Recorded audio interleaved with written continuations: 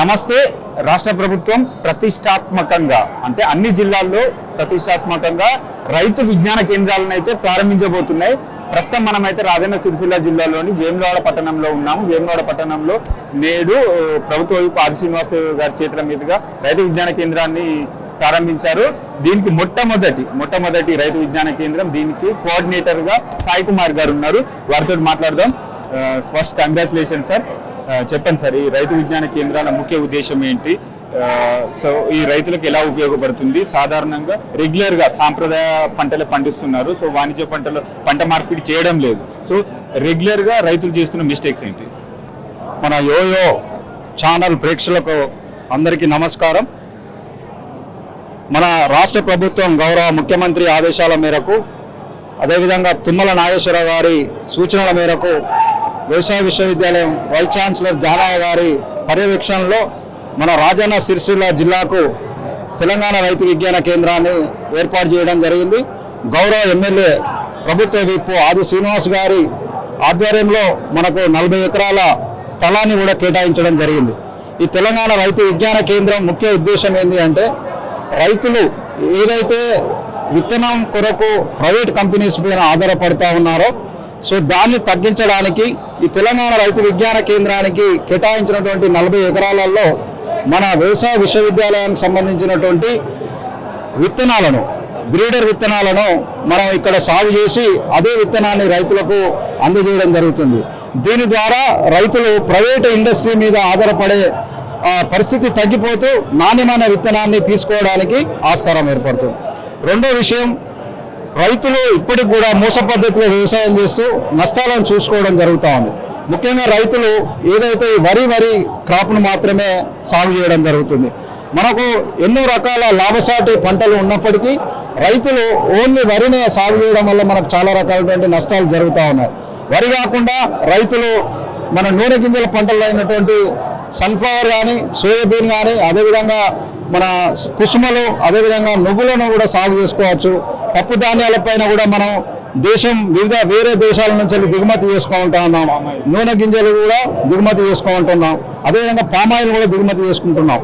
రైతులు ఈ దిశగా మన ధనాన్ని మనం సేవ్ చేసుకోవాలంటే రైతులు తప్పనిసరిగా పంట మార్పిడి వైపు మొగ్గు చూపాలి.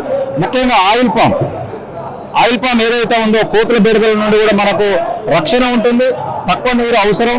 కాబట్టి రైతులు ఆయిల్ పామ్ దిశగా కూడా అడుగులు వేసినట్లయితే రైతులు ఉన్నతిగా అభివృద్ధి చెందడానికి ఆస్కారం ఉంటుంది. అదేవిధంగా ఈ తెలంగాణ రైతు విజ్ఞాన కేంద్రం మరొక అంశం ఏంటంటే, ఏదైతే ముఖ్యంగా నిరుద్యోగ యువత ఉద్యోగాలు లేక ఇబ్బంది పడుతూ ఉన్నారు, వారికి వ్యవసాయంలో ఉన్నటువంటి మెలకువలు నేర్పించి, ముఖ్యంగా ఇప్పుడు ఉన్నటువంటి సాంకేతిక పరిజ్ఞానం ఏదైతే డ్రోన్ టెక్నాలజీ అంటున్నామో, డ్రోన్ ద్వారా మనం వ్యవసాయం ముందుకెళ్తా ఉంది. ఈ డ్రోన్ పరిజ్ఞానం మన యువతకు లేదు. డ్రోన్ పరిజ్ఞానాన్ని మన యువతకు అందించి ఆ డ్రోన్ ద్వారా మనం వ్యవసాయ పరిశ్రమను నెలకొల్పుకోవడానికి ఆస్కారం ఉంటుంది.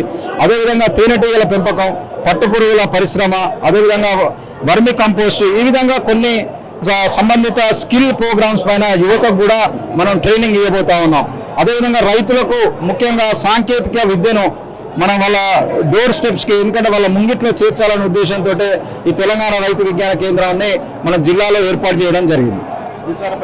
భూసార పరీక్షలకు కూడా ఇప్పుడు ఇక్కడ పరీక్షలు జరుగుతాయి అంటారా? ముఖ్యంగా మనము నేల ఆరోగ్యం రోజు రోజుకు మనకు తగ్గిపోతూ ఉంది, సేంద్రియ కార్బనం తగ్గుతూ ఉంది. రైతులకు ముఖ్యంగా భూమిని పరిరక్షించుకోవాలనే ఒక అవగాహన ఏర్పడింది ఇప్పుడు. కానీ రైతులకు ముఖ్యంగా ఎదుర్కొంటున్న సమస్య ఏంది?